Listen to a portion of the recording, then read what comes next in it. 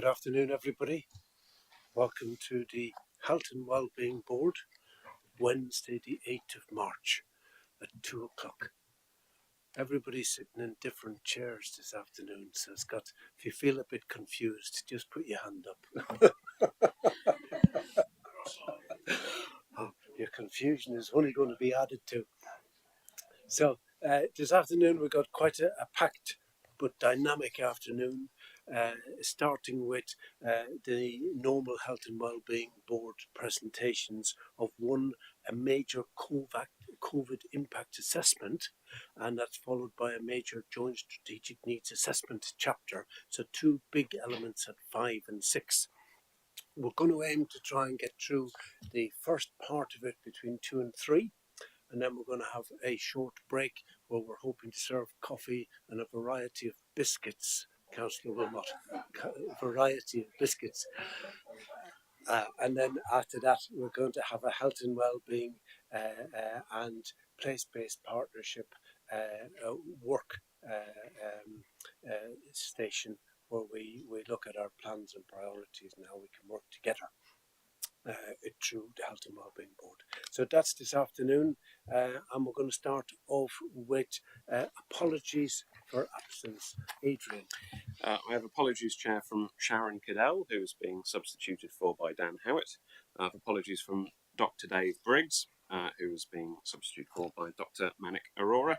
And I have apologies from Fiona Callahan, Councillor Marion Bradshaw, and Councillor Susan Shaw. Excellent.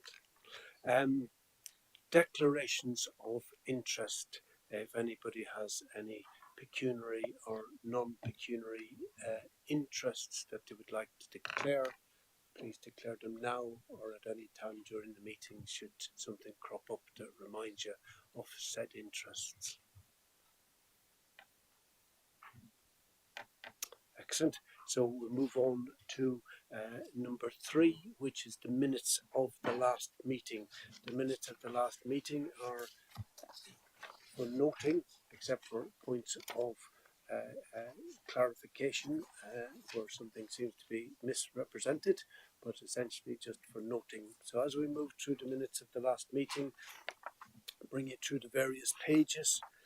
You may remember item 5, which was the Chair's report, and when we started it said funding is starting to flow into the 4 place-based partnerships, and not long after that 4.5 million was made available to them, which they've all subscribed to, and no doubt they'll tell us on what they've done or applied for with that money later on. So that was the update on the place-based partnerships. One of the interesting things we put forward during the minutes was the health index 2015 to 2020, where we were looking at particular disadvantaged groups and health index within everybody's communities. Now, we presented it on a slightly macro level, but Bryony informs me that the Public Health Intelligence team have ONS specific health index micro data available to all of the districts. That'd be particularly interesting for the place-based partnerships and where you wish to focus your interests. But the micro data is available to the districts for anybody who wishes to drill down to that type of level, Bryony. Thanks. So that's the update on that. So that's the minutes of the meeting. I'm going to take them as read, all approving the minutes. Excellent.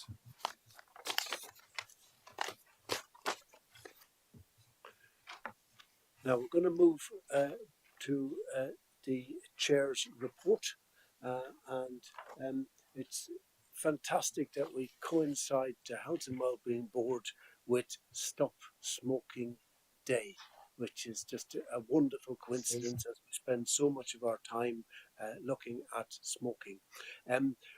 In terms of smoking itself, we've done quite a lot within Nottingham and Nottinghamshire with regards to trying to get us to a smoke-free Nottinghamshire, which is less than 5% of the population smoking by 2035. As I've said many times, it's good, but it's not as good as places such as New Zealand, who are aiming for a smoke-free generation by 2025. But it's nonetheless an admirable ambition. Smoking is falling little by little. Back in the 60s, 70% of men, 40% of women might have smoked. It's currently in Nottingham 13.3%. That's the level, and we're aiming for 5%. If we look at places like Rushcliffe, it's about 5.9%. So there are already areas within Nottinghamshire who are practically smoke-free areas. So it may be ambitious, but in certain areas we're already achieving that level. So I think it's something that we will hopefully do.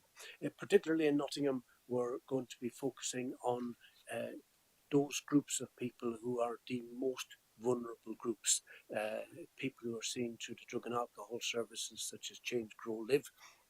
And uniquely for us, from the beginning of March, we started to provide vaping products for those people for the first time through that bespoke service to that most vulnerable area. So we're particularly looking at the people with the biggest problems, because those are the areas that when you intervene, you bring about the biggest improvement in people's health.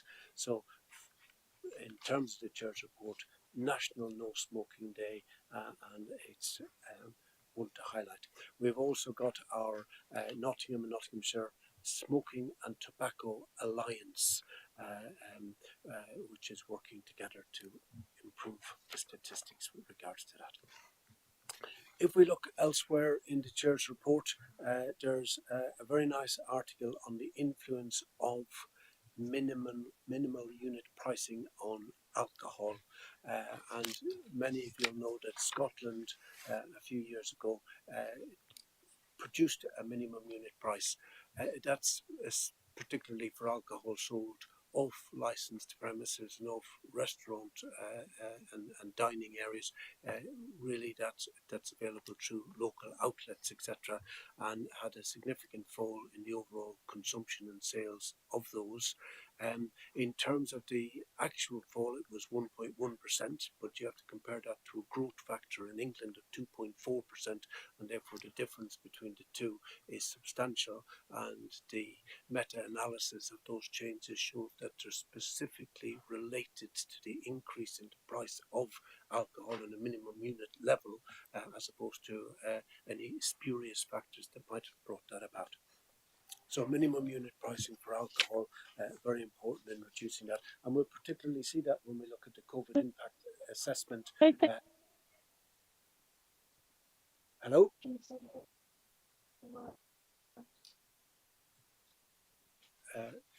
Thanks very much. We'll particularly see that in the COVID impact assessment, behavioural risk factors later on in terms of that. So in order to be expedient, I'm going to just move on to the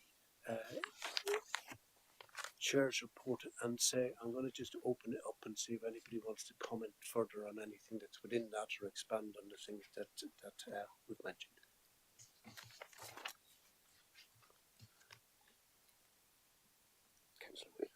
Councillor Wheeler, go ahead. Yeah, just like to comment on the Chair's report, particularly a bit around non-smoking. I really welcome all the efforts we're making to prevent smoking, but I'm really, really concerned that there's a massive epidemic of vaping amongst young people, and it's getting worse every week. I see it all the time. I'm really, really concerned that young people are basically going to become the next health emergency in terms of vaping, and I'm still not convinced that we know the full facts around the damage that it could do to the health of young people. I also feel that there's not enough work being done to prevent vapes being sold to young people by different shops in and around Nottinghamshire. So that's just my comment on that. Thank you.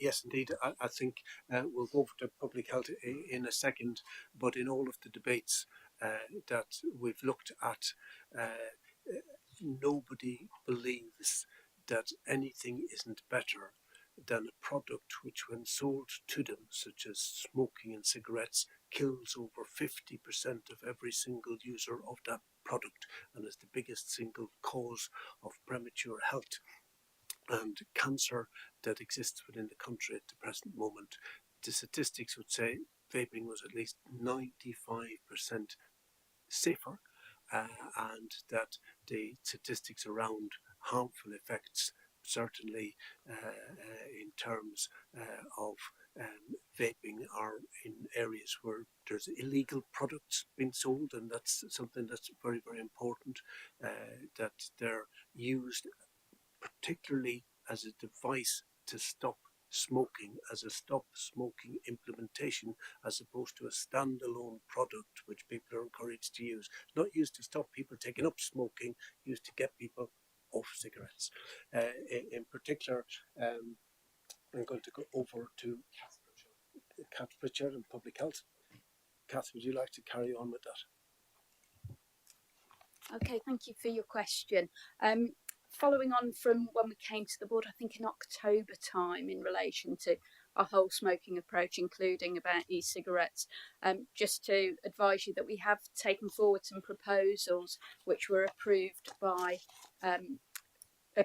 colleagues in January this year. So through public health reserves, we've put additional funding into trading standards to do underage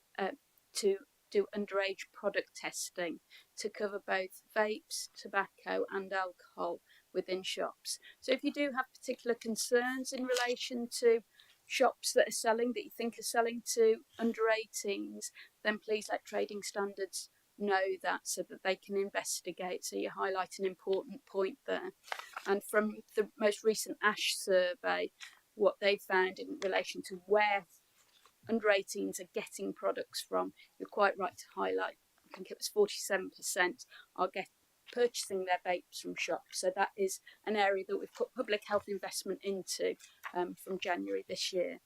The other things that we've been doing that we've received investment for is we've rolled out a programme called the Intent Programme, which initially just looked at smoking, but we've expanded that out to look at vaping as well. And that's being rolled out to schools, and Nottinghamshire School Health Hub are working on that. And then the third part that we're doing that has just started is some behavioural insights work to really get an understanding about young people, why they're vaping. We know there's a lot of influence from TikTok and from Instagram and influencers. So those are the sorts of actions that we've put in place since we last came to the Health and Wellbeing Board about tobacco and smoking. But I would urge people, if they're aware of shops that are selling to under 18s, please let our trading standards colleagues know. Thank you. Thank you, Kath. Councillor Wilmot. Oh, thank you, Chair. As we all know, the smoking is a national issue, and you say that it is about just over 13% of people that smoke. I don't believe that. I believe it's far more, because of the position is that there's so much illicit tobacco being sold on the side, and this, that, and the other. You know, it really is a problem that we have to try and stop. I think in lots of ways, I think some of the, when the people are selling these illicit drugs, and they are drugs, because as I say, cigarettes are drugs, we have to make a real stand on this, and make sure that the actual decision is made to make a real situation arise where the people won't do it again. Because if it's even a large money situation, it just gets what a note's at and pays the debt, and then starts off again. That doesn't do any good at all. It has to be a far greater decision to be made on that custodial sentences need to be thought about, because don't forget, for every 100 people that smoke, some of them will die from that smoke, from smoking, and so it is worth giving these people far bigger sentences than they're getting at the moment. And as I say, some people tell me that they use it. They use cigarettes for calming the nerves. An incredible statement, but if that is true, then we have to find an alternative for that, because it means that people are suffering from nervous energy and nervous anything. We need to help them in other ways. And can they get that alternative? Can they get appointments to help in that way? I mean, yes, you yourself are a doctor. You know how difficult it is to get appointments. Sometimes, people don't like the stigma of coming into and saying that they're suffering because they're smoking and this, that, and the other. It's a very, very, very difficult situation. So we've got to have areas where people can go and talk to people, and say to them, "I've got this real problem. Can I possibly get any help?" And it's a real serious situation. And as I say, the price of cigarettes have risen dramatically. And of course, what's going to happen? People are looking for alternatives, and what's the alternative? Is the cheaper cigarette. That's mainly for. They tell me some people reckon that it's the floor droppings from where they're made. Very often, these cigarettes, some real terrible substances are put into them, and it's putting people's lives at risk. And as I say, we've got to do something about that. Thank you.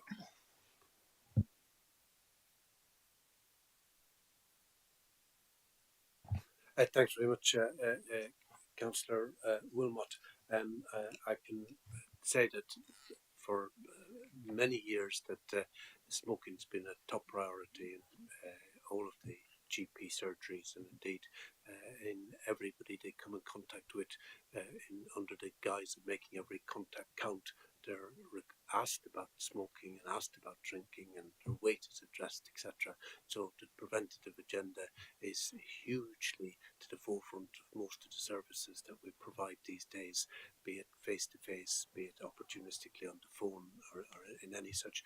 And your way, your health and CGL, a huge increase in the amount of appointments that they've got available to help people with what we find out, which are the behavioural changes brought about through COVID, through smoking, etc.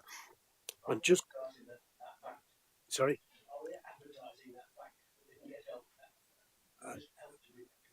Absolutely, at every single opportunity, we're using that. I'm just going to stop for 1 second and see if I can bring in Dan, representing the police and crime.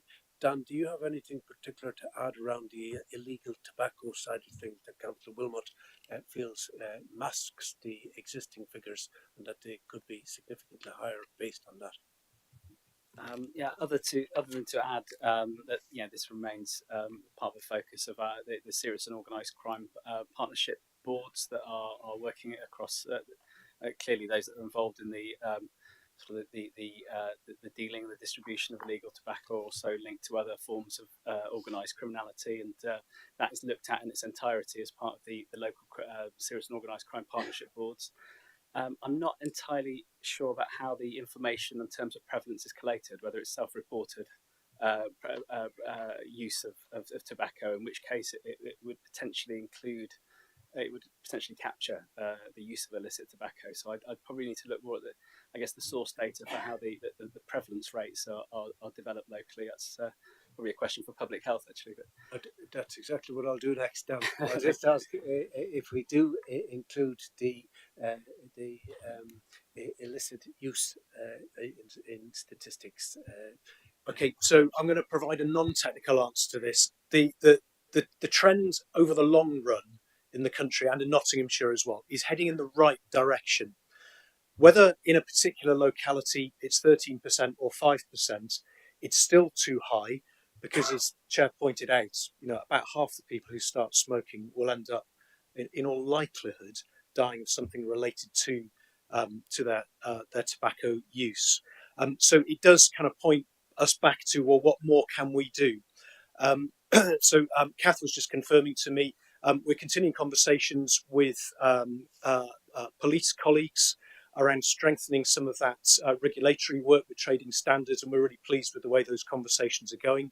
It wasn't so long ago the other colleagues in this room were very properly challenging us about how we might make e-cigarettes available to people who have been screened for lung health issues, and we're pleased to have been able to get underway finally with that. There are other measures like that that are within our control, and we're pursuing those, I'm pleased to say. So you'll hear more in due course on this, because we've got a long way yet to go on this, but we should be encouraged that over the long run we have seen amongst most population groups those the downward trend in prevalence. Thanks.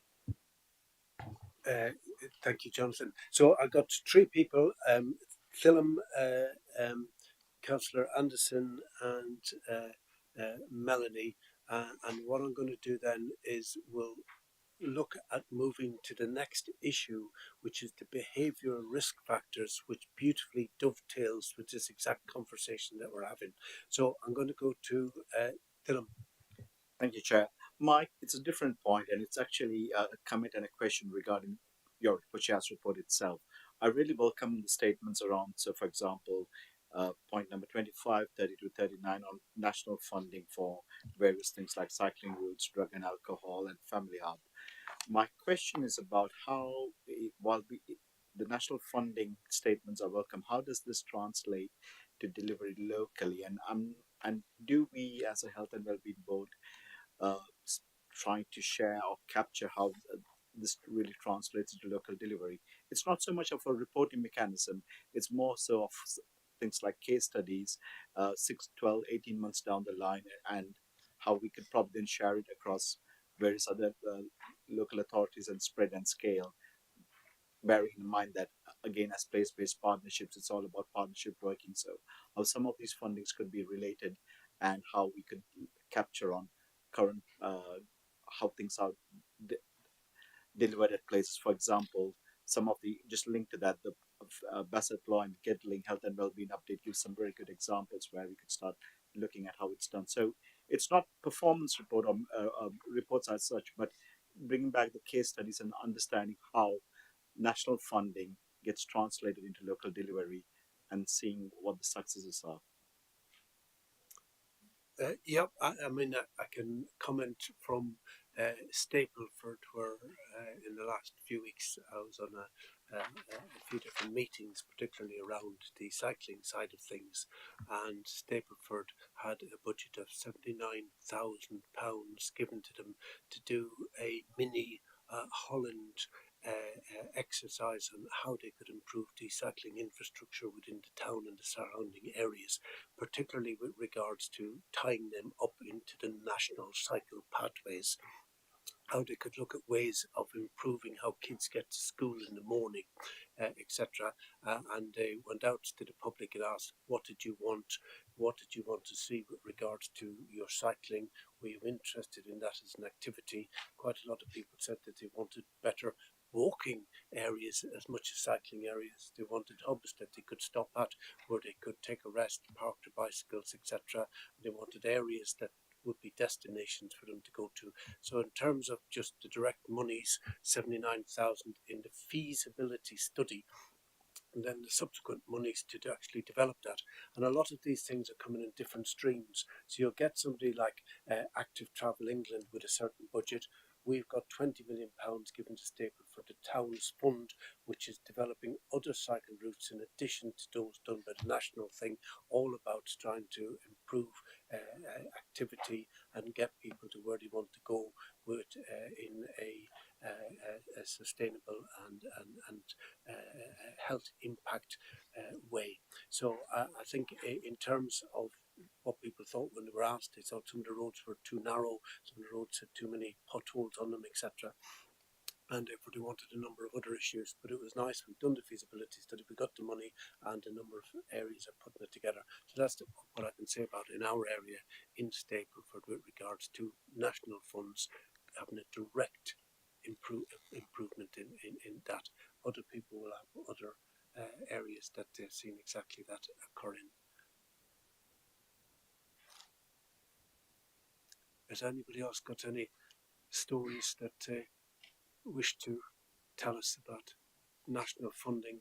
Jonathan. Well, just to, to make the point then that Viv Robbins, who sat quietly at the back, Deputy Director of Public Health, is doing quite a lot of work around the implementation of our joint health and wellbeing strategy.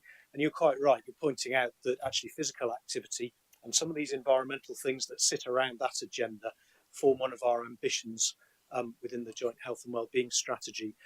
Drawing out some of those case studies to exemplify the impact that money from central government is having locally, I think forms one part of what we ought to do there. And you're quite right. It's not about a performance management regime, but so that we can learn and replicate across the county where we see good examples. Thank you. Councillor Anderson.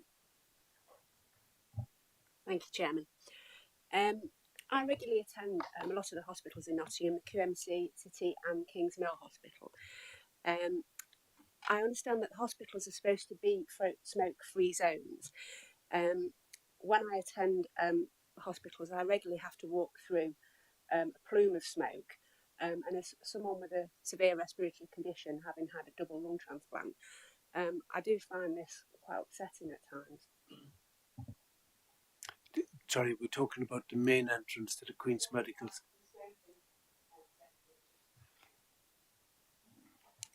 You mean outside the Queen's Medical Centre, but still within the grounds of the Queen's. So the exclusion zone for smoking is outside of the physical building, as opposed to outside the entire perimeter of, and it quite often is in other areas. Does anybody want to comment on the area of exclusion within the university hospitals with regards to actual physical smoking? Dr. Aurora, you're in the spotlight. I am. Thanks, Councillor Anderson, for the question as well. And on a personal level, absolutely agree with you.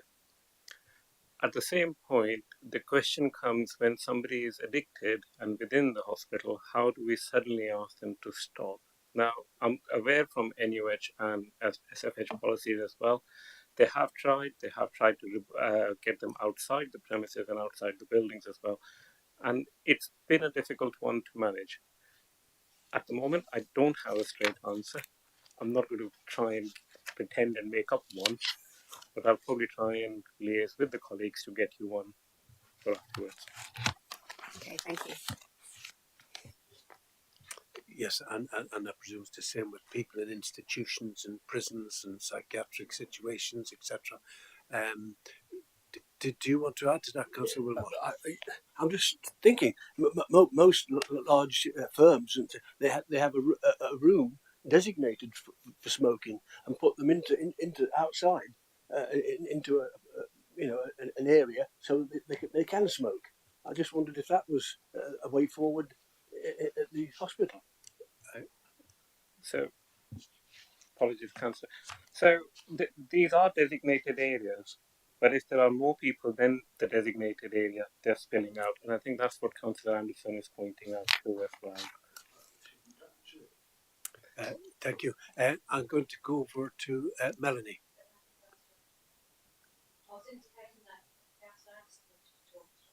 You're trying to get her attention. Well, you were successful in that activity. Thanks very much. Okay, have we got any other comments, or shall we move on? So we're going to move on. Dr. Aurora. Councillor, if I can just add, so those who are smoking in the hospital premises are also offered the smoking cessation help. So that offer is there for them to take up. It may not be an immediate one, but at least in the longer term, if we can help them quit, that would be in the right direction. Yes. And not only should we be helping them, but they're the exact people who should be prioritising the people who are actually in there, the people with the challenges, etc. Okay, so I'm going to move on now to item number 5, which is almost like a smooth transition from what we were talking about into the Nottinghamshire COVID-19 impact assessment on behavioural risk factors. What did COVID do to our eating, our drinking, our smoking, our exercise, and our overall health and well-being? And Is it going to be long lasting, or is it going to correct itself? What have we got to do? Over to Dr. Safia Ahmed, Specialist Registrar, Public Health at Nottinghamshire County Council. Safia. Thank you, Chair. Thank you for introducing me. I've just got a 10-minute introduction via slides, which I'm just going to share with you.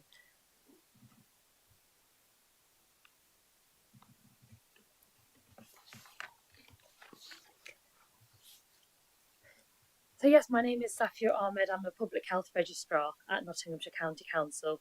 I just want to thank you for the opportunity to present the high-level findings that are coming out from the COVID impact assessment, which focuses on, as Chair said, on behavioural risk factors. Also how those messages have fed into recommendations which have been put forward by the impact assessment. So the behavioural risk factors that have constituted sort of separate 5 distinct work streams within this work are alcohol, smoking and tobacco, physical inactivity, sexual behaviours and gambling. Now, behavioural risk factors are crucial in the development of non-communicable diseases. These are heart disease, stroke, chronic obstructive lung diseases.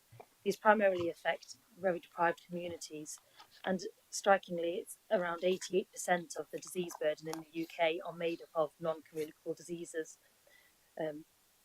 The first 3 work streams that you can see, alcohol, smoking and physical inactivity, do mirror really well to the Joint Health and Wellbeing Strategy priorities on alcohol, healthy weight and tobacco control. So similar to previous COVID impact assessments that have come to board, the approach taken for this assessment was analysing local service data, regional data, national survey data, but also conducting a literature review. Timescales were right at the beginning of the pandemic up to November of last year, so hopefully gathering all the research that's come through the COVID pandemic. Over the next few slides, I just wanted to touch bases on each of these work streams and just give you the key points and how that fed into recommendations. So for alcohol, the first theme that you can see here is increased demand in local alcohol services post the pandemic. Now, this was compared to a pre-pandemic baseline, and these were referrals coming into alcohol services, which we saw increase significantly. What was also quite striking, the second point you can see on the slides there, is a step change increase in alcohol consumption. So when we had trend data looking at alcohol consumption over time, virtually as restrictions came into effect, we saw, and it's within the report on one of the charts, a real step change increase in alcohol consumption. The last theme here is around polarisation in drinking. So, you know, what is this about? Essentially, it's the heaviest drinkers increasing their alcohol, and the lightest drinkers actually reducing their alcohol levels. And this is what's come out of the pandemic and what we've seen. And another point to make about that is it is more disproportionate impact seen in those deprived communities. They're the communities that we've seen where higher drinking levels have further increased. So when we look at the alcohol recommendations coming out, I've just put here quite high level. We're trying to match the services to need. So to give you an example of this, for socioeconomic groups, I've just spoke about how increased alcohol has been linked with deprived communities. However, there were also high income groups that were linked in research, I think, as increasing their alcohol habits. So really the ask from the COVID impact assessment is ensuring that services can tailor their approaches for both sort of ends of the spectrum, as it were. The other priority is increasing identification of sort of risky drinking habits, because this is what we've seen coming out of the pandemic. We're having increasing trends of higher and risky drinking habits. And finally, targeting the at-risk groups that have come out through the research. Younger adults have increased their alcohol. Women, where there appears to be unmet need, they haven't presented to services in the most recent data we've got, and those with diagnosed mental health disorders. And just a point at the bottom, so the recommendations are going to the Nottingham and Nottinghamshire Alcohol Harm Reduction Group. And moving on to smoking, which has been spoken about quite a lot today. So overall, there has been a mixed impact on smoking and tobacco dependency. I think mainly this is there have been motivations to quit over COVID due to links between how severe COVID can be for smokers, but also there's been quite a few smoking related inequalities that have persisted, and this is mainly for those with severe mental health conditions and in deprived communities. I tried to focus quite a bit on vaping, but unfortunately the research around vaping was quite limited, and by that I mean the study designs were not sort of longitudinal. I couldn't get trends. It was very snapshot data, so reliable conclusions couldn't be drawn. Where in some national data, I did find survey waves. They're a little bit more of a longitudinal approach, but again, there was no significant differences over likelihood to take up vaping through the pandemic, which I thought would be of relevance today. So smoking recommendations focus on retaining some flexible remote elements to services, because this looked promising in research. Tailoring communication so that we can ensure smokers know what the added risks to them are of smoking when it comes to respiratory diseases. And I've already spoken about the at-risk groups, which were those with severe mental illness and lower socioeconomic groups. And these recommendations will be going to the Tobacco Control Alliance Board. Touching bases on physical inactivity, you'll see similar themes throughout these work streams, again, linked to certain population groups, physical inactivity, those particularly with a disability or limiting health condition fared worse, as well as deprived communities. And the other recommendations focus on increasing those motivations to get physical. So there's been a real culture of home working. So students in particular, adults, younger adults, working populations did have higher rates of physical inactivity. So I think it's refreshing those communications about how important it is to get active, but also giving people the means and opportunity to do so. So increasing access to open space, improving local environments. The recommendations for physical inactivity will go to the Public Health Consultant Lead for Physical Activity at Nottinghamshire County. I think I've got a few more minutes of your time. So sexual behaviours. So overall, the inequalities that were seen before the pandemic have generally persisted. So those who are at greatest risk of STIs and HIV, generally the same risk factors seen before have gone through the pandemic and are similar.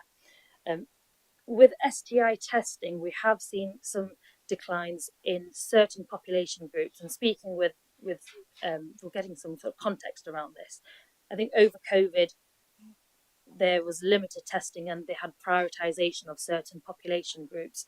So we can understand why certain groups, such as I think the heterosexual group, younger people, did have declines in testing, which feeds into some of the recommendations.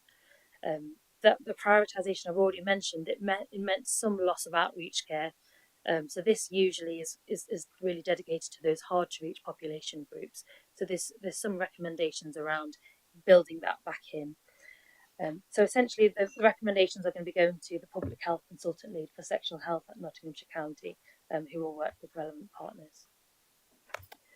And last slide is covering gambling, which was the final behavioural risk factor. So over COVID, we found a shift to online gambling methods, hardly surprising, I think. And certain inequalities have been accelerated. So the recommendations around gambling, they were difficult. There were some challenges with this, as there wasn't any local service data to sort of mirror with the literature review, but essentially communications about harmful gambling. And also focusing on those at-risk groups, because gambling has been linked with men primarily, substance misuse service users and mental health service users. And recommendations for this go to the Consultant Lead for Mental Health at Nottingham County Council and work with relevant district and borough councils. But essentially that's my sort of end to the introduction to the topic. So I'd welcome questions. Thanks very much, Safia. It's a monumental area to cover all of those major health impact areas and the impact that COVID's had on it. As a Health and Wellbeing Board, we're being asked to consider our role in delivering the recommendations of this COVID impact assessment on behavioural risk factors, and whether there are any actions required by the board in relation to the various issues specifically outlined, which is the recommendations that I'm putting forward. Has anybody got any comment to make on that? Sarah. Thank you. Yeah, it's just a clarification, really. Found the report really helpful, but on the recommendations around alcohol, could you just explain a bit more about where you recommend at-risk groups facing disproportionate impact, women where there appears to be unmet need? I don't quite know what that sentence means. Yeah, thank you. Press my speaker again. I don't know if that turns off. So the research from the literature review, quite a number of high quality studies really, so looking at longitudinal data, showed women have, relative to men, increasing alcohol habits. But when we looked at service data, and service data went from baselines of 2019 up right until I think beginning of 2022, we didn't see the ratios between males and females who were being referred into the service stayed consistent throughout those years. So that's why we have I've put here there appears to be unmet need, because we haven't really seen any influx or any increase in women being referred into services, though researchers said right from lockdown restrictions at the beginning of the pandemic, women have been increasing their alcohol intake. So it was just marrying both together, and that's, yeah. I hope that answers your question. Yes, can I just obviously in terms of the recommendations, looking at obviously you've talked about those from more affluent socioeconomic groups and to looking at how they are going to be supported. I found it a little bit uncomfortable in the way that it's being worded in the report, because it makes it sound as if there's, we have to treat them with a different attitude, which we do in terms of getting people encouraged into it. But I felt that there could have been a bit more thought to, almost as if that the inequalities between higher level of higher socioeconomic and lower just felt a little bit not very sensitive, I think, in that. But similarly with women, I think that's the bit for me in terms of how they're targeting women, and recommending something specific within that first recommendation would be helpful around how we target at-risk groups and look at how we adapt services for those women, because what you're clearly saying is women aren't either presenting to services because they don't feel they're appropriate, which is why you've got that equity of sort of presentation rates, right, where clearly there should be more women than men. Those figures should start, not more women than men, but the figures should have started to move up. So looking at why women aren't actually accessing services would be helpful. Thank you. Thank you, Sarah. I'm going to go over to Councillor Wilgust. Thank you, Chair. Can we just pick up on the thought on gambling, please? Obviously, gambling, any increase in gambling, which causes problems to individuals and families, because it's a major issue out there. And it was good to see in the Chairman's report, item 12, that there are going to be clinics to come out to help gambling. I thought that's really positive. Your three recommendations in your report on item 32, and the fact that you suggested that the public health consultant will work with the relevant partners, including the district. At the moment, this isn't in any of our district work packages or schemes. Could you give me an idea of what the timescales would be and when this is likely to happen, please? Saskia, do you want to continue, or Kath, Richard?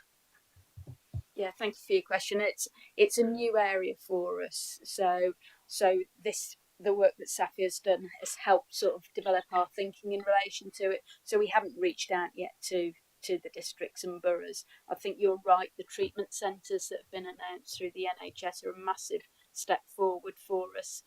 So we're doing some initial work auditing which services are asking about gambling and gambling harms. So that's a piece of work that's started at the moment, and then we'll broaden that out to try and understand the the needs of the population who are gambling, who they are, where they present to. So there's quite a bit of work to do to understand that population at a local level. So I can't give you an exact date at the moment. Is my comment, to be honest, but it is a piece of work that we're initiating and starting to understand a bit further. Yeah, thanks very much, Kath. Did I see your hand up, Councillor Wilmot? It wasn't just up there from an old time. No, no. Thank you, Chair. In lots of ways, the COVID pandemic has changed many lives, and forever, really forever, and in many cases, not for the good. And the problem is that it's caused many lives monumental problems. Being anchored in a house for 23 hours, very often, has caused many problems. Family disputes and fallouts, mental health issues, the rise in obesity, smoking, of course, to fill the time in, physical activity, inactivity, I should say, physical inactivity, and drug abuse, and something that is getting more serious every day, gambling. Now let's look at the situation. Alcohol dependency is on the increase. How do we tackle it? In many people, they're asking me, leave it alone. I like having a drink. So we can't stigmatise everybody with the same situation. You could create new legislation. That would help, but again, it's a thing that successive governments have never tackled. 4.5% alcohol and 2% alcohol would make a huge difference. But what would the residents who are drinking all this stuff say? I don't know. But it is something that needs to be talked about, debated, to make sure that we get the right answers to it. As I say, the alcohol content in drinks is in many ways too high, but again, it's a thing that's got to be sorted. You cannot stop people having a recreational drink. It's stupid. And 90% of the population, there's no problem to it. It's only about 10% of your population that have drinking problems. Although many of the drinking problems are not said to anyone because they're doing it in their own home, which is another problem. You're not actually getting to the nitty gritty of the situation because people won't tell you they've got a drink problem. You know, as far as smoking is concerned, the recommendations proposed seem logical, but tackling the buying of contraband cigarettes, as I've said before, is absolutely the biggest problem. There's no doubt about it, and more resources must go into this area to stop this happening. As far as physical activity is concerned, during the pandemic, physical activity was very difficult. You were allowed, I think, about an hour a day, something like that. That's what they said anyway at that time, and it was exacerbated for people living with disabilities. It was terrible. Some of them were. I think I rang up during that time about 2,500 people, asking them if they're okay, because there were many people with disabilities that needed help, and thank goodness we got a lot of us ringing up to make sure that they were all right and see what issues we could help with. And as I say, deprived and poorer communities and people with health problems also had serious problems. Most people since then have continued in the same old way. They've not gone back to the old ways when they used to have a walk on a Sunday lunch and so forth. Somehow we've got to get it into the minds that they need to exercise, and they need to eat better quality food or food with less calories and so forth. But it's difficult in getting it through to people because you don't like to say, well, we want to dictate your life. We don't want to dictate anybody's life, but we just want to help. And we've got to find a way of doing that somehow. As I say, as far as gambling is concerned, much has been said about it. and the rise in online gambling has gone through the roof, absolutely through the roof. Is it right that many gamblers, or I know it's right, have other underlying problems that exasperates the situation, and that includes the money, as I say, the money controlled at this time by people in gambling is horrendous, and it needs to be sorted out. And why are we allowing, when we know there's a serious problem, to allow groups to be putting on gambling situations on every different newspaper, whether it's a program on TV? After every program, you've got somebody on about it, drinking, and it's just got to stop, you know. And gambling. You know, yes, they made some of them put on TV that we want to help you not to gamble. No, they don't. They want to continue gambling. They just want to make sure that they get their little ounce of flesh. Thank you. That's what I call it about it. Thank you very much for Okay. that contribution.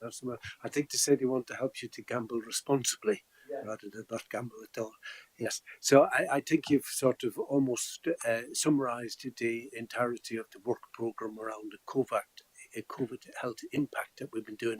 It was at the last meeting we talked about the mental health in children, where 1 in 10 had a mental health problem pre, and 1 in 4 it was there afterwards.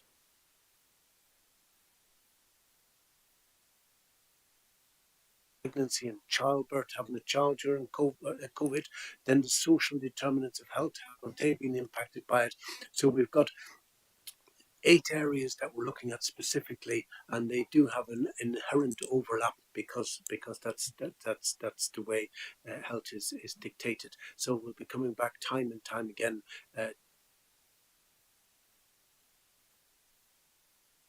How much of this will, and you touched on it, revert back to a normal way of activity? Will kids get back, when they're back at school, have less mental health problems, etc.? How much of it is going to improve spontaneously, and how much of it, as the recommendations that we'll be looking at here, requires action by the board and the various areas that have been issued? I'm going to take one further comment before I move on. Councillor Wheeler. Sorry to come back to this point. It's on vaping again. I've noted in here that the research was of quite poor quality in terms of what they found, but I'd be interested to see if there was a survey done now, what the results would be, because on the ground, working with, I'll keep saying this, on the ground, working with, I've seen a massive explosion in the amount of young people vaping, and there's also adults as well who are actually taking up vaping that never smoked before, and that is a concern. And I'm concerned of the hidden health impacts that we don't know about yet. So, for example, I know that dentists are now reporting issues with people's oral health as a result of vaping.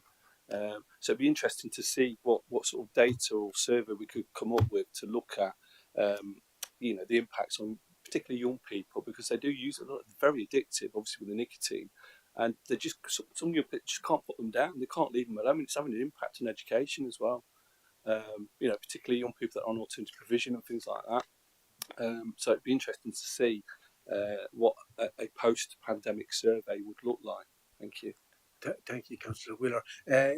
Cass, is that something that we're undertaking? Thank you. Yeah, just to let you know, so there are annual surveys called the Smoking, Drink and Drug Survey that include vaping, and also ASH, the Action on Smoking and Health, do annual surveys. So hopefully we'll know what's happening. We know there has been an increase in vaping over the past couple of years in that particular group. Evidence at the moment suggests that 90% of young people don't smoke or vape, so that's a good news story. And then on a local basis, so that's a national survey. Part of the work that we're doing locally is that we've just commissioned a health behaviour survey for 11 to 15-year-olds that's going to take place in all of our schools. So we'll get a more local picture, which I think will be really helpful for us. Thank you.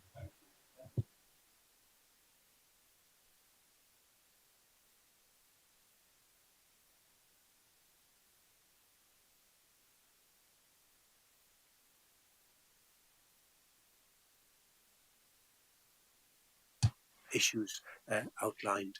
All those can. I'm going to go for a second. Where's Scott? You're over there, second. I'll second those, Yeah, Chairman. second. All those in favour? Okay. Excellent. So we will come back to this time and time again as we look at all the various COVID impact assessments. We have a full joint strategic needs assessment chapter now on special educational needs and disabilities, and we have Catherine Brown and Chris Jones, and I'm going to go straight over to them. Who's going to? Catherine, would you like to start? Thank you. So I'm Catherine Brown, Senior Public Health and Children's Commissioning Manager, and will be handing over to Chris Jones shortly. We would like to acknowledge Dr. Robin Wright, who was a public health specialty registrar who took the lead author role on our joint strategic needs assessment when she was on placement with us within public health and local authority. There are two recommendations which we're asking the Health and Wellbeing Board to approve today, which we'll describe shortly. So I'll start by describing the process of how we have formed the Joint Strategic Needs Assessment for Special Educational Needs and Disability.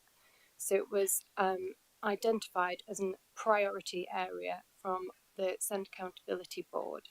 It has been a Joint Strategic Needs Assessment that has been identified as a priority for some time, and in 2018 it was started, and then I think there were some changes within capacity within the team and it was unfortunately delayed.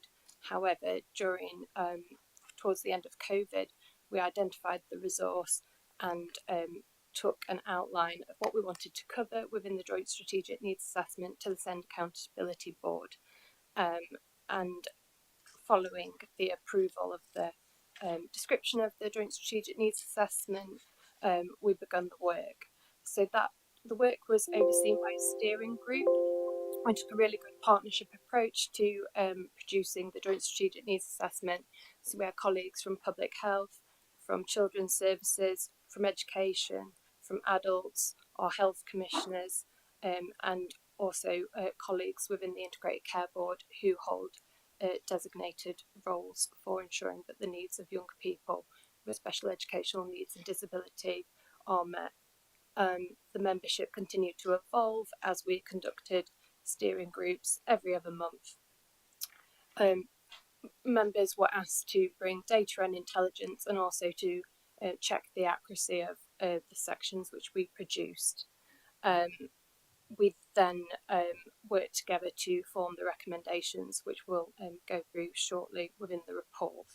The steering group kind of supported the recommendations which were produced, and these were then taken to the SEND Accountability Board, where they were also supported with the request that we come here to present the final chapter for today. The Joint Strategic Needs Assessment was then quality assured by a consultant within public health, and does represent the first Joint Strategic Needs Assessment that we've had for special educational needs and disability within Nottinghamshire.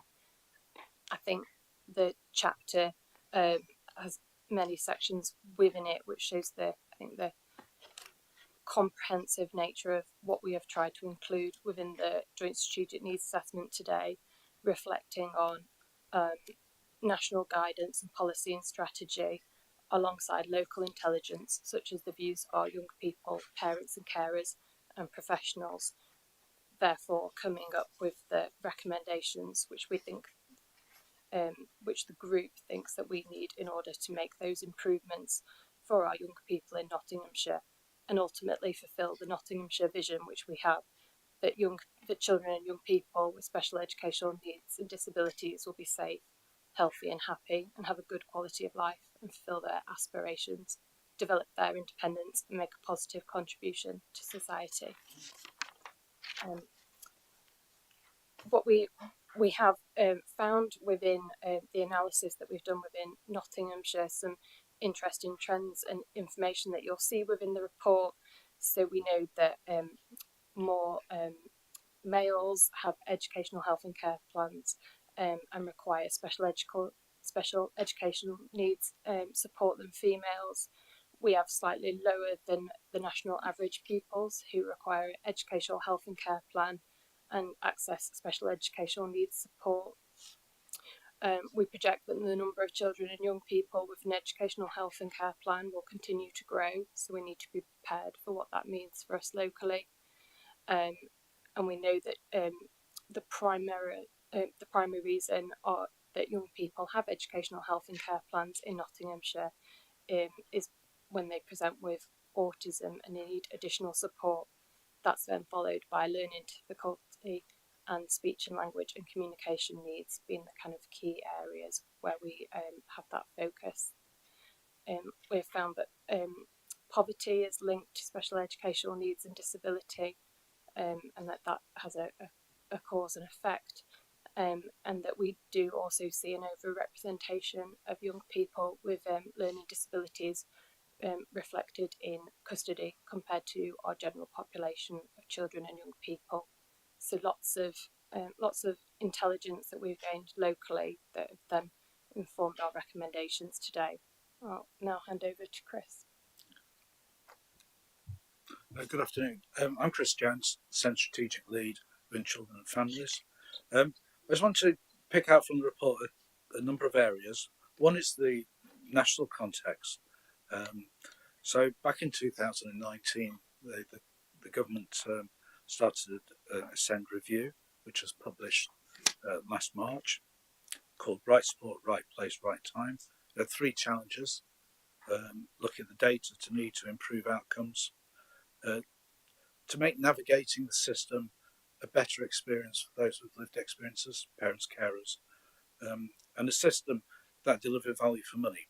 There's been considerable investment in this area of work over the last few years, but many, in terms of the demand, it's been an unmet need in some cases.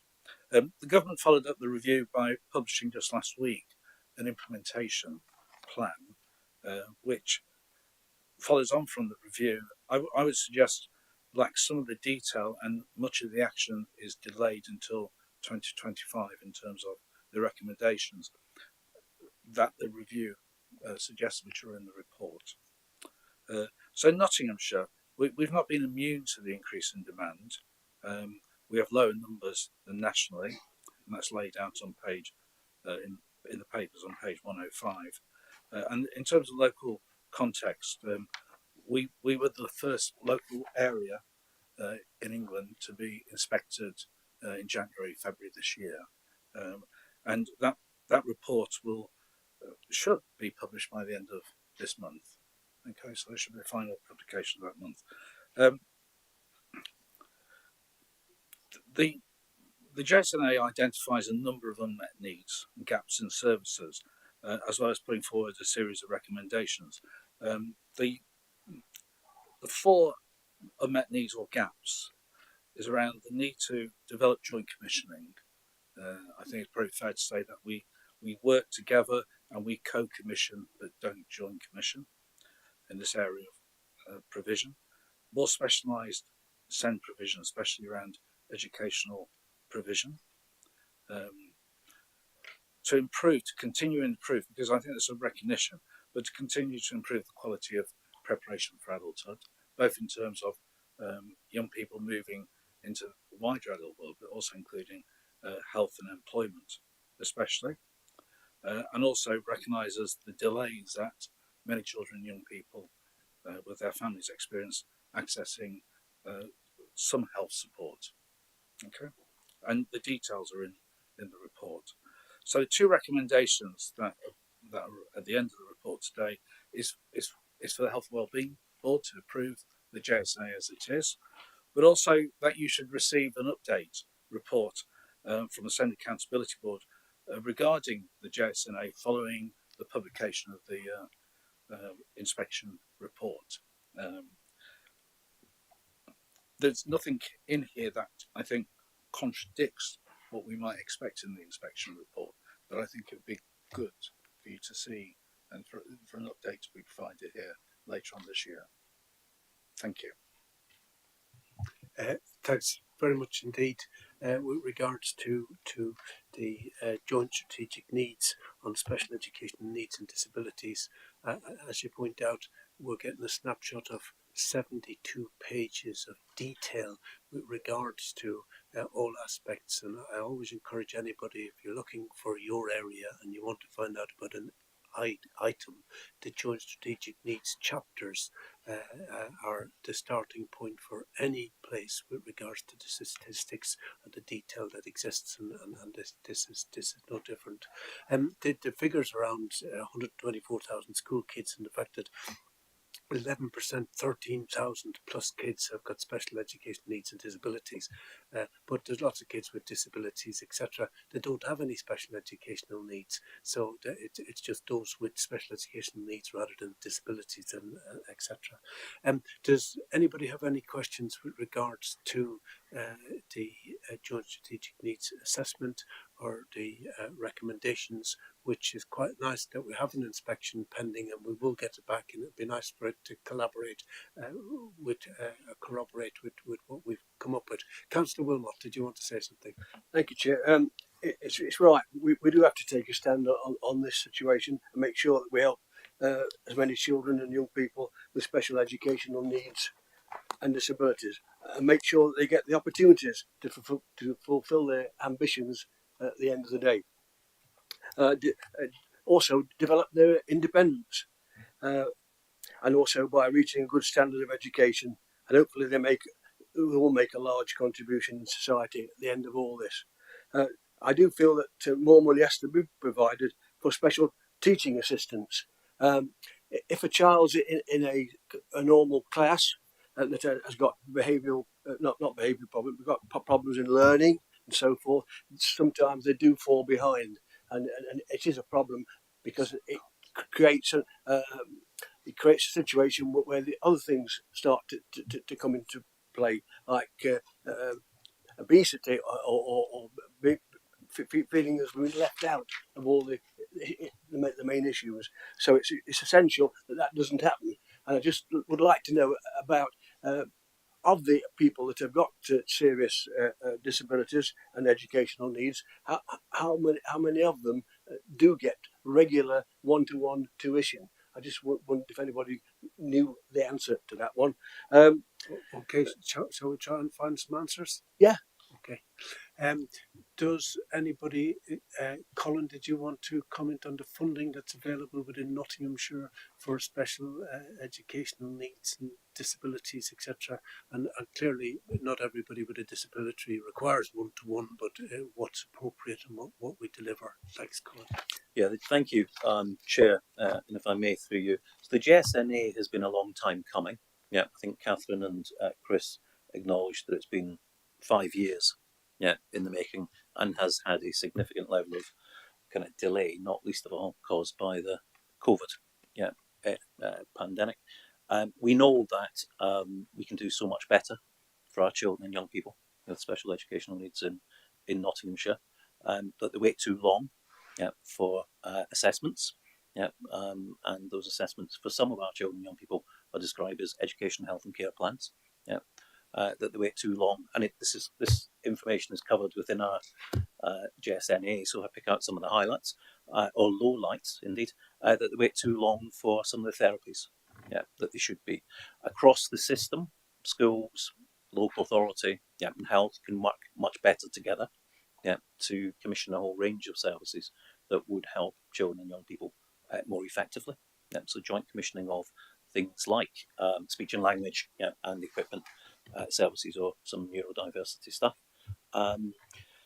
We have a high number of children and young people whose needs are being met within mainstream schools, and that's the direction of the government's green paper for special educational needs and children, and that children should be able to access support without having to need to wait for a report and pile. I think the Minister for Vulnerable Children, Minister Coutinho, only this week, the end of last week, was saying that parents are sitting with kilos, as she described it, of paperwork, yeah, that causes delay, yeah, up and down the country. Yeah. Councillor Wilmot makes the point with regards to funding and money. Yeah. The spending by local areas for children with special educational needs up and down the country, yeah, is in many places hugely overspent. Yeah, so if I give you one example, Kent County Council has a budget of £214 million for its high needs block of special educational needs. Its forecasted overspend is £115 million this year. That overspend is higher than Nottinghamshire area's entire budget for high needs block. It's been reported, recorded, and represented that Nottinghamshire as an area has a low level of funding for special educational needs per capita. Yeah, so we receive less funding than Derbyshire, less funding than Lincolnshire. Yeah, despite that, yeah, our budgets are in budget, and that our special educational needs schools, which we've got 11, all bar one, are good or outstanding. The one that isn't as well reported, and we know the issues for that academy, and the academy trust has been dissolved and rebrokered, and we work with our strategic partners to improve that. But it is the case that special educational needs and the needs of our children with disabilities and additional needs needs to be of a higher priority, across the system, both for this board, and the system more widely, including the local authority and the ICB. Against a background of ever increasing recommendations and increasing numbers of kids falling into that category, Colin. Sorry, Chair. I think there's an increase both of expectation, but I think there is a real increase in need, particularly with regards to the increased need of children and young people's mental health. This other side of the COVID pandemic. Thank you, Colin. Councillor Tideswell, did you want to say something? Yes, thank you, Chair. It's always been a passion of mine because I was trained nurse and specialised in learning difficulties and mental health. But since I moved on from that, there's been a lot more emphasis on diagnosis, early diagnosis of all conditions, and that is a reason why the funding is falling behind what we could provide. It's not just the diagnosis of autism and everything else. You've also got neurodiversity as well now to be included. And if I draw your attention back to page of the chairman's report, page 21, and go down to long-term strategy launched to fix children's social care. And there is also learning difficulties in there as well. And they talk about £300 million investment in rollout of family hubs. One of the most valuable assets we have in Chilwell, where I am councillor for, is a place called Early Learning Centre. And it used to specialise, it was a one-stop shop. It was preconception and learning difficulties and everything. Unfortunately, since 2000, the decision was taken in 2017 was to actually slow the funding down or to outsource what they were doing. It was a fantastic organisation. And this actually gave me encouragement to think that central government are actually wanting to reinvest in early learning centres. And that would be one of the best things we could move forward with. And that is why I wanted to highlight that passage. The central government have now basically reset the DeLorean time frame from 2017 and uh, hoping to forward it to 2023 with those learning centres, it would be still a great asset that we need to get all these youngsters who are suffering from all these problems and hopefully including mainstream education, as Colin Pettigrew just said, and also with areas that are in deprivation.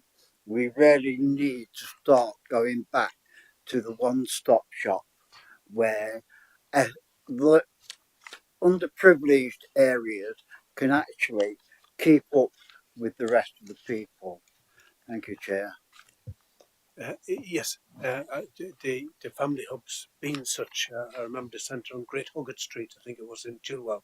The family hub, Great Hoggett Street in Chilwell. Yes. Colin, did you want to expand on the family hubs, etc.?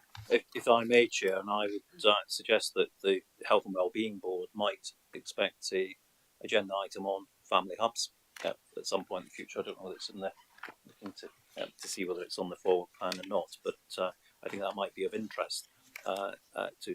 I just want, in terms of page 21, to help kind of takes off. The long-term strategy launched to fix children's social care is covered in paragraph 39 of the Chairman's report. The £300 million investment in the rollout of family hubs is paragraphs 40, 41, 42. Yeah. And sadly, I have to tell you that Nottinghamshire were not an area that benefited from the £75 million investment. Yeah. That's not stopped us from developing a pilot family hub in the Retford area and the plans to roll that approach out across the county. And I think it might be worthwhile the Health and Wellbeing Board taking a report on those plans going forward. Yeah, but we're not receiving at this point any central government funding to help us with that. Referring back to the long-term strategy launched to fix children's social care, that was an independent review led by Josh McAllister. Josh identified that he felt the need of a £1.6 billion investment into children's social care. At the moment, the commitment is for £200 million over 12 pilots over the next couple of years. Whilst we kind of work through, while the central government works through the full implementation, or consideration of the independent review into children's social care. Yes, and of course the family hubs sort of are an extended version of the children's centres, etc., looking at support in pregnancy as well as support for people up to 19 and up to 25 for those people with special educational needs and disabilities. So they're an expansion on previous children's centres, etc., because they're more comprehensive and exactly as you said, an all-in-one centre to excise those things and provide sort of a unique community focus, which is exactly what we're looking for. So it is a national priority. Of the 300 million, as Colin said, we didn't get that 300 million, but it didn't stop us rolling out our centres anyway. Go ahead. Can I just say on a personal note, my second grandson, he went to nursery and he was picked up there that he had learning disabilities and he was diagnosed, sent to see a specialist. He had Asperger's. He got support all the way through school, even in secondary. And then when he got to sixth form, everything just seemed to slide away from him. You know, it was really good attention that he got. He had somebody sat at back at classroom, making sure he was concentrating. If he weren't concentrating, they took him to show him how to do it outside the classroom. I'll say it like that. But we're really grateful for what support he got then. Thanks very much, Sarah. Thank you. Yeah, I'm not quite sure who to direct this at, but I think within the JSNA, there's some involvement in there about the opinions of parents, carers of children with SEND needs. it's a general comment for me when I'm looking at JSNAs from a user and patient and citizen perspective. But I think there's a real case here for the views and awareness, understanding and skills that parents have got to actually help us support looking at what gaps there are and how those gaps are met, particularly within the context of very challenging environment. We've heard about finance and funding, but also, how we meet the needs of a complex group of our population. So, reading the JSNA, it's clear there's a lot of areas that could do with real input from parents and carers and young people themselves. So I'm just interested, going forward to see a section that within that of JSNAs generally that starts to talk about how we co-produce with the users of services and those that have got a real stake in it. And within this, how are we approaching the development of some of these improvements with the knowledge and skills of parents and carers? Thanks very much, Sarah. Councillor Wilcost. Thank you, Chair. Just a quick one. I'm looking at the primary needs table on page 112, and it appears that for those with an EHCP in place, it represents something like 44.3% with autistic spectrum disorder.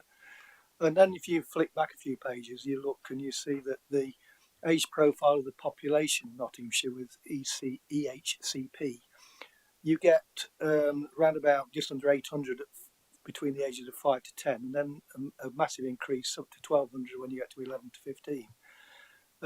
Now, I'm guessing that if you've got an autistic spectrum disorder, you have got it from an early age. It's not something that you create. So therefore, the suggestion is it's not being picked up at primary schools, where it's being picked up at secondary. So my question is do we have got additional resource in secondary schools to pick up this, and that's why those levels are higher, or is it we haven't got sufficiently trained people in primary school level to pick it up at an earlier stage, and therefore picking it up earlier surely is more helpful to the child? Yes, absolutely. I think the last joint strategic meet suggested it was like 2% of the population had autistic spectrum disorder and twice as many males as females, etc. And again, any of us involved in the care of kids from an early stage have a very slow presentation with regards to milestones and development and interaction, etc., which gets highlighted as you go through the various school ages, and then you refer them into the community paediatrics, etc. services for formal diagnosis, and that becomes easier to do with children as they grow older, and it's harder to do with very young children to make that diagnosis, and obviously it becomes particularly noticeable as more demand is made of kids as they get older. I'm going to go over to Colin. Yes, Colin. Chair, I'm going to ask Chris and Catherine to pick up the point with regards to the involvement of parents and carers in the development of this JSNA. Yeah. If it's not reflected, I apologise. For that. It's not a case that they haven't been involved. But Chris and Catherine will be able to talk about that co-production, how parents and carers, and indeed how the parents and carers forums are very much part of our strategic thinking, and developing. But whilst they think about that, how they might respond, if I may make the point, we mustn't confuse diagnosis with EHC plans, and a whole range of children and young people needs are met without the need for a plan in early years and primary provision. So they may be identified in need of additional support, but not in need of an EHC plan till they become a little bit older. What we do know about children, particularly children on that spectrum, is, and it is the very nature of primary school, that when you're with a single teacher sitting next to the same child in the same class all day, 5 days a week, that's a more manageable environment for some of those children and young people than when you go to secondary school and every 40 minutes a bell rings, and you and several hundred other children run around to go to different classes, to different teachers, to different pupils. Yeah, and therefore what we do see up and down the country, is a far greater level of inclusion at mainstream primary school, yeah, than we see. Yeah, so we see children transferring at year 6 to year 7, yeah, from mainstream primary school into more specialist provision. Yeah, so that we mustn't, as I say, we mustn't confuse. Yeah, so we know that we've got 12,000, yeah, almost 13,000 children with special educational needs and disability. Yeah, but only, Chris, the number of children subject to an EHC plan. Yeah, yeah, 3,700. So there's a. I'm just going to describe it as a gap. I'm going to avoid saying that because that suggests a deficit. Yeah, there is a number of children whose needs are met and supported through a plan, and a number of children whose needs are met. Yeah, that can be supported without a plan. I would add caution to that. Yeah, there's also a number of children that are waiting too long, yeah, for that plan, and waiting too long for the needs to be met, yeah, by the system. Yeah. But it's not an all or nothing. It's not an all or nothing situation that if you haven't got your diagnosis, you haven't got the care. It's an evolving plan that sometimes requires additional support over those years, is what you're saying. I would say that, but I would be really, really clear as the chair of the Senate Accountability Board, yeah, up and down the country, we are not meeting the needs of children with special educational needs and disability. That's why there's a government green paper, yeah, around SEND, and that's why at the end of last week, central government are making announcements around what would be coming over the next months and years, yeah, with regards to that. There is a reason that there is a green paper, and there's a reason that there's reform, and it's because needs aren't being met. Thank you. Yes, go ahead, Dan. Yeah, I just wanted to express our support really for the recommendation around the improvements in data capture. I wasn't surprised to see that you struggled to get anything sort of meaningful and useful via the youth justice data set. It's something that that we've increasingly recognised, that it reflected across crime and policing data sets also. And I think we are getting better. It's certainly an issue, an agenda that is being discussed much more often and recognised. But I think there are some steps that we can take to better capture kind of the SEND related and neurodiversity diverse needs of both the crime, policing and justice cohort. So yeah, just to let you know that I'll undertake to take that away to our various sort of information management and steering groups to look at how we can progress that. But I think it obviously has to be done in quite a consistent and robust way. So we'll link in with you in terms of how we start to capture that information. Thank you, Dan. I'm going to take one further comment from Tillum, then I'm going to go back to Catherine and Chris to do a summary, so to speak, and then we're going to go to the recommendations, and then we're going to go to coffee and some biscuits, and then we're going to come back again. We're not going to ring any bells, Colin. So go ahead, Tillum. Yeah.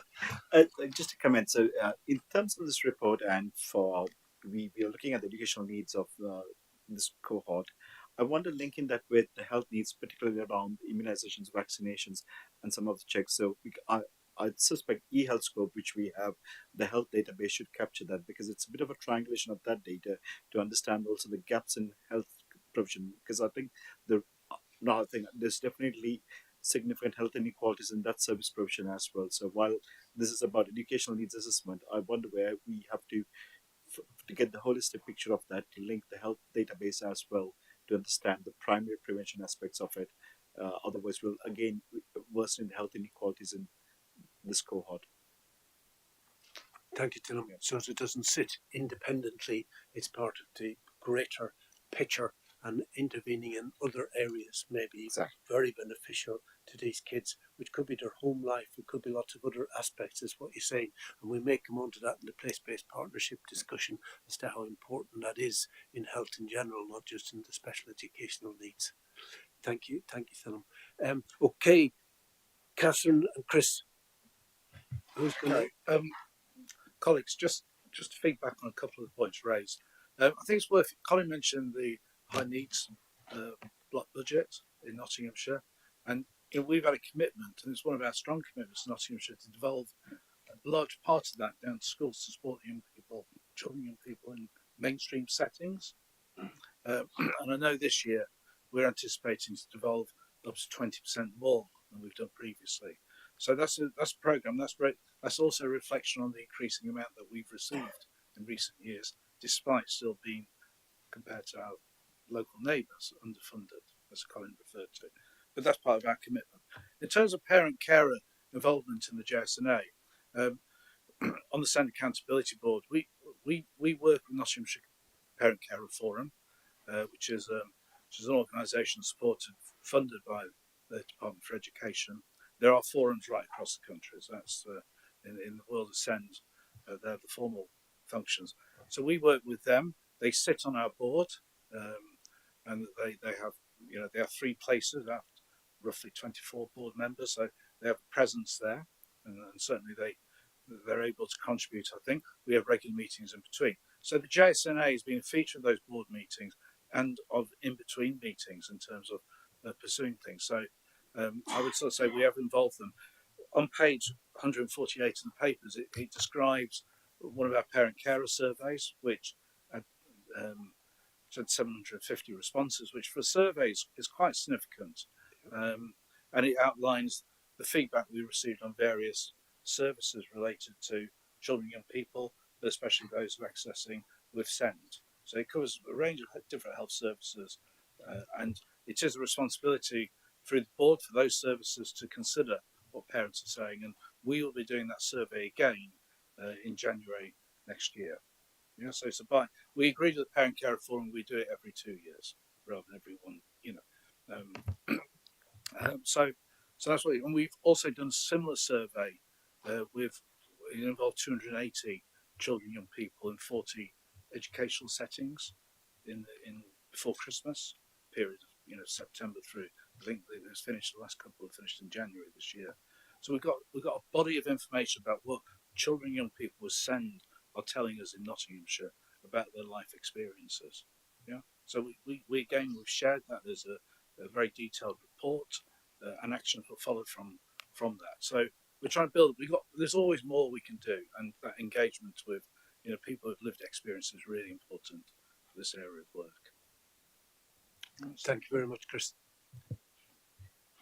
Thank you, Chris. I think just to note earlier about the comment around our young people within the Youth Justice Service and how we can ensure that we're reporting and understanding what we can do differently specifically for that group. I think we welcome the new reporting measures which are coming into our local youth justice services and all youth justice services, that we're going to have better information now captured on mental health presentation and whether they do have special educational needs and disability.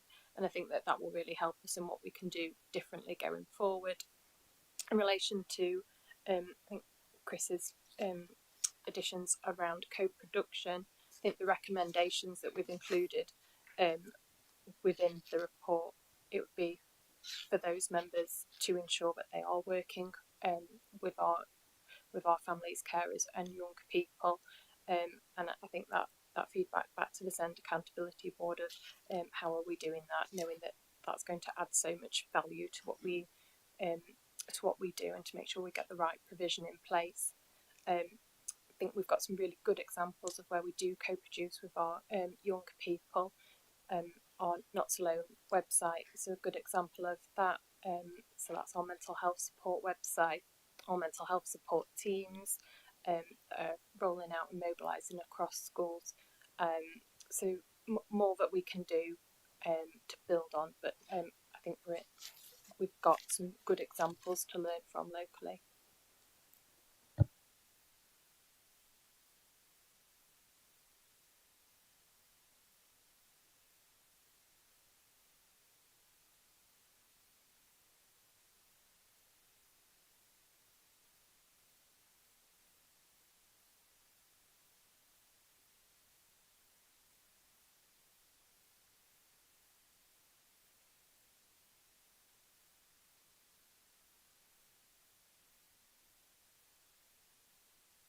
recommendations following the inspection being, so we're guaranteed to come back to this again and hopefully answer any unanswered questions.